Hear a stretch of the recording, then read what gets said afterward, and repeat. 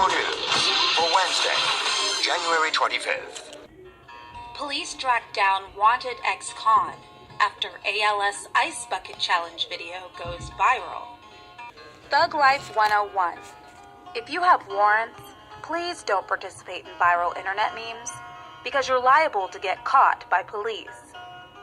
Take 20-year-old Jason Morris, for example. Morris, who was wanted in Omaha for violating his parole, decided to jump on the bandwagon and participate in the ALS Ice Bucket Challenge. The original video has since been taken down, but not before it went viral. One of Morris's friends who saw the video contacted police, which led them to the house where Morris was hiding out. When police questioned Morris, he gave them a fake name and date of birth. Police took him into custody, but he didn't go. Morris reportedly kicked out the safety partition in the police cruiser and spit on one of the officers. How rude. Morris faces a slew of charges, including assaulting an officer with bodily fluid, criminal mischief, resisting arrest, and criminal impersonation.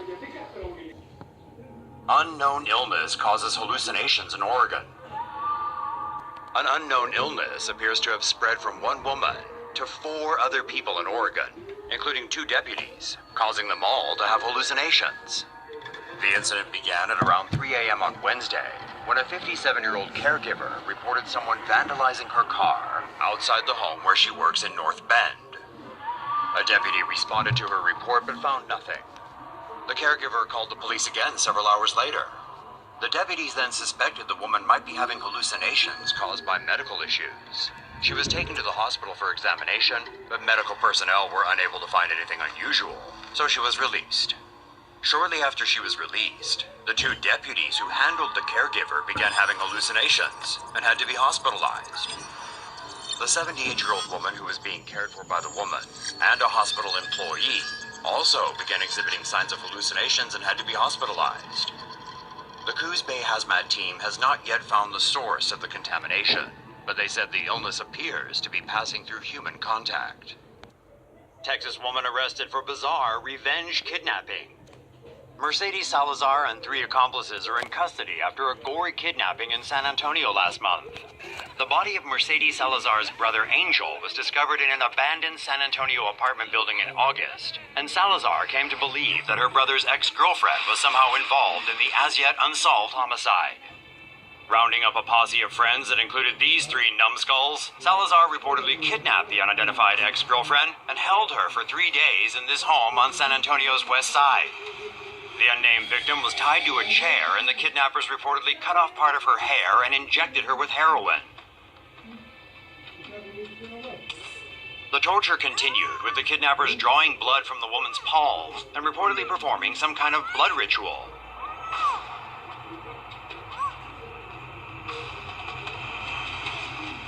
On September 9th, the victim was left alone with just one of the kidnappers and managed to convince the suspect to untie her so she could use the bathroom.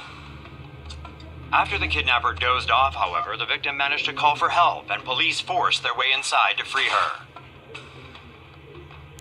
4 individuals, including Salazar, were arrested and face aggravated kidnapping charges. Salazar is the definition of a repeat offender, reportedly having been booked 11 different times at the Bexar County Jail on 43 different charges, beginning when she was 17 years old. Texas authorities say they will investigate whether the kidnapping victim is in fact connected to the death of Angel Salazar, but the investigation will not affect the prosecution of these violent kidnappers. Mother walks in on teacher sexually assaulting teenage son.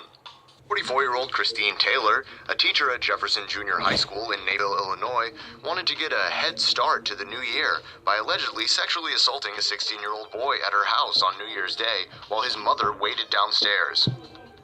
Taylor invited the teen and his mother over for pizza on New Year's Day. She told the boy's mother they were going to take the dog for a walk. But instead, they snuck upstairs to her bedroom for some extra toppings. While Taylor was sexually assaulting the boy, his mother got suspicious and actually walked in to witness the pizza party. Another resident reportedly contacted the police, who arrested Taylor. She was charged with 1 count of aggravated assault, and her bail was set at $300,000. The boy boy is reportedly not a student at Jefferson Junior High School. So what do you think? Is Taylor nasty or nice? Woman attacks convenience store customers with axe. Police have arrested a woman in Sydney after she entered a 7-Eleven with maniacal intentions that ended with blood on the floor. On January 7th, 24-year-old Evie Amati strolled into the convenience store, carrying an axe as well as a knife in her back pocket. Meanwhile, at the register, customer Sharon Hacker was pulling money from her purse, with customer Ben Rimmer waiting behind her in line with a meat pie. When Amati walked over to Rimmer with the axe in hand, he might have thought she was kidding around, until she started swinging.